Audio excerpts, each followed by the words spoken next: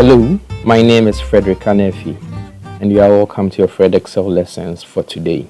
Today we are going to look at how to consolidate worksheet in Excel with Data Consolidation tool. The Data Consolidation tool can find that when you go to the ribbons, go to Data, go to the Data Tools, Consolidate. That is the Consolidate tool. Now what we want to do here is to consolidate the information we have in sheet 1. That's here our sheet. I've named it Cap 1, Cap 2, Cap 3, Cap 4. We have some information in there where we have the regions and the sales for each of the regions, and we want to consolidate it into the summary sheet. In doing this, we'll select any of the cell. In our case, we have selected H3. Then we go to our data, go to Data Tools, then select Consolidate. We'll have a Consolidate wizard here. We have the function.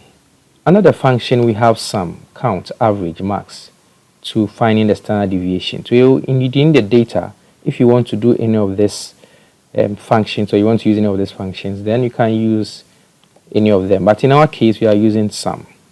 You select your sum, you go to the reference. We are referring to where we have the information.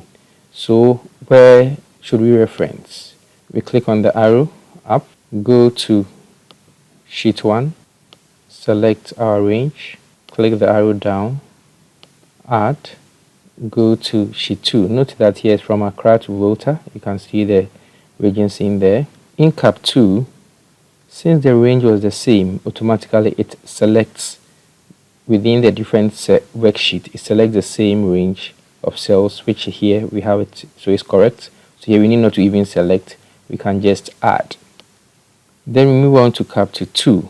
Here you can see, because the range is different, look at where the range is. So it doesn't capture all the information within our data. So here I have to select. So then I'll come in here and then select the range proper, click on my arrow down, and then add. You can see that the order of the regions are really messed up. Here we have Ahafo. If you remember the first one, we even started from Accra.